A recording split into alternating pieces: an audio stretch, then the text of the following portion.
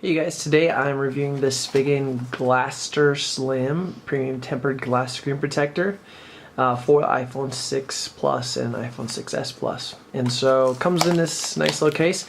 The great thing about this set is that it comes with 3 of them. It is a tempered glass, and one of the things to know with that is obviously the difference is it isn't the thin film that scratches and wears out over time. It's a tempered glass. So you can see we've got wipes for each of them, as well as a dust remover. But let's open this up and take a little look at what it's like.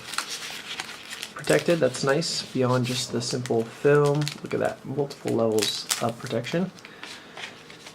And on it you see that there's tabs, and so those tabs will be peeled off the adhesive side. This is the back. This is going to be the front. So the back will pull off first, and it'll be placed, and these tabs will be used to peel the front off. I'll go ahead and put it on my iPhone 6 Plus, and you get a little bit of sense of what it looks like. Inside this bag you get not only the microfiber cloth, it looks like this. You also get the wet and dry wipes for cleaning. And then something I haven't seen before is this dust remover, and from what I can tell, it's probably a light adhesive. Basically allows you, if you're still getting dust on your screen, hello, that's pretty serious grip there. But my guess is you can use that if you're still getting dust any places on your screen to kind of clean it off. I don't know if I would use that typically, but I like to use the microfiber cloth to really get it as clean as possible, make sure there's no dust fragments. That's what results in bubbles in most film based screen protectors. But with the tempered glass, it's sometimes a little bit better, but I would just make sure that you get all the dust particles off that you can. So the installation of this is simple. You wash your hands ahead of time, clean it off with the wet cleaner. So that's this wet wipe right here. So we can get that off, pull this guy out.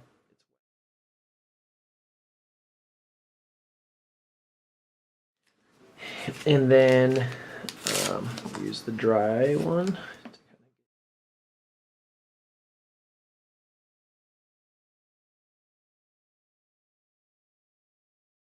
Now after using that wet and dry cloth, I don't know that I would use it. Typically I just like the microfiber. I don't have a lot of gunk on my screen, so something like this can work great. I do see there's it seems like a little bit of residue still from using that that last wet wipe and whatnot. So clean it off completely, and then what you'll do with the protective film is peel off the back part of it. Here's the dust remover again. So the back part right here, where it says back on this little tab, just go ahead and carefully peel that back. We're trying to make sure we don't get any kind of dust particles on it as we go along. I always like to try to double check using the light to see if there's any dust particles on the top of the screen. It looks like we're pretty good and clean right now. Possibly little one right there.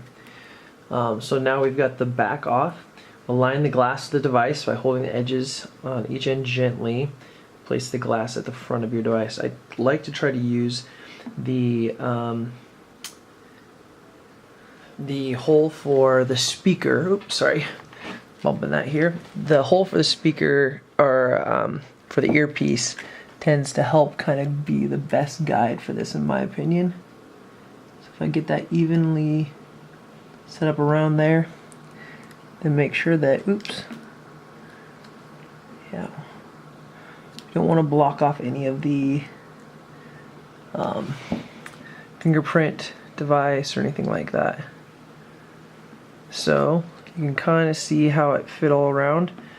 Kind of want to just check and make sure that it's not going to have any problems with the edges. You do see little bubbles here, but these are, from what I can tell, they're actually on the inside of this other film. So work out any bubbles that you have, pressing towards the edge. Some kits include kind of a squeegee, but the tempered glass doesn't need it quite as much. And then